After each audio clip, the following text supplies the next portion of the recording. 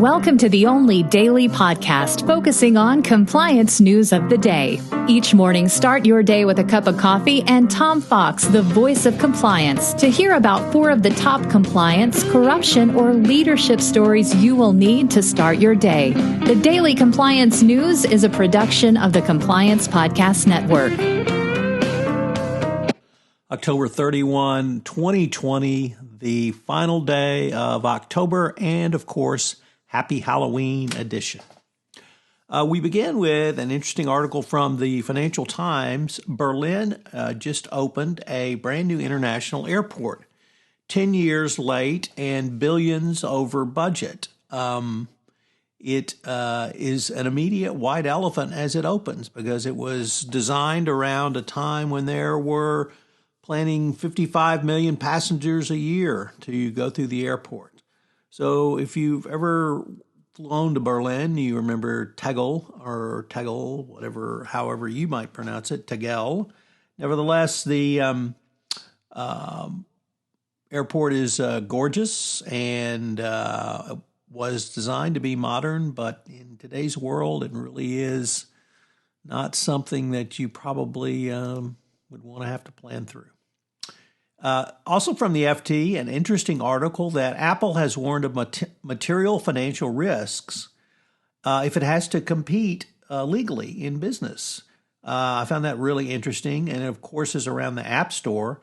Apple says that if it is forced to not be a monopoly around that, it could materially hit the bottom line. So pretty stunning admission. I don't know if they're trying to do that to scare the regulators off or actually fulfill their SEC reporting obligations. But when you have to admit that if you engage in legal competition, it's going to hurt you, that's really never good.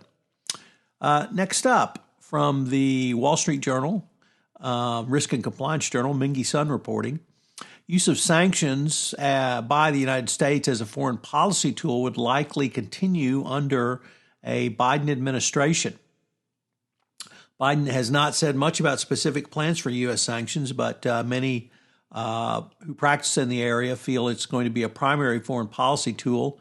Once an administration starts to use it, you see the power of it and the immediate implications.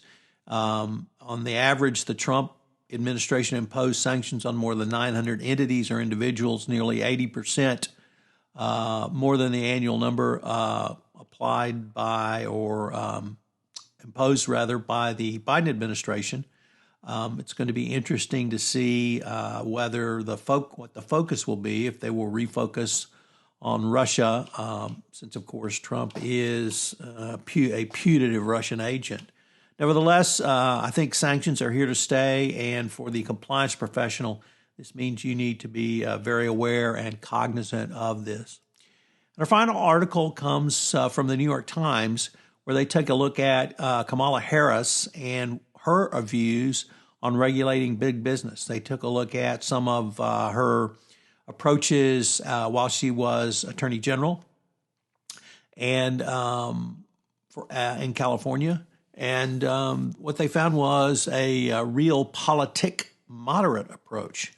Obviously, the president and his ilk have been trying to portray her as very left-wing and communistic, but the record certainly does not indicate that. And anyone who's been a prosecutor, I don't think, would have that bend at any rate. So, interesting article from the New York Times.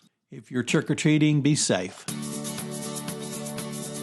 The Daily Compliance News is a production of the Compliance Podcast Network and a proud member of C-Suite Radio. Thanks so much for listening. I hope you'll join me again tomorrow.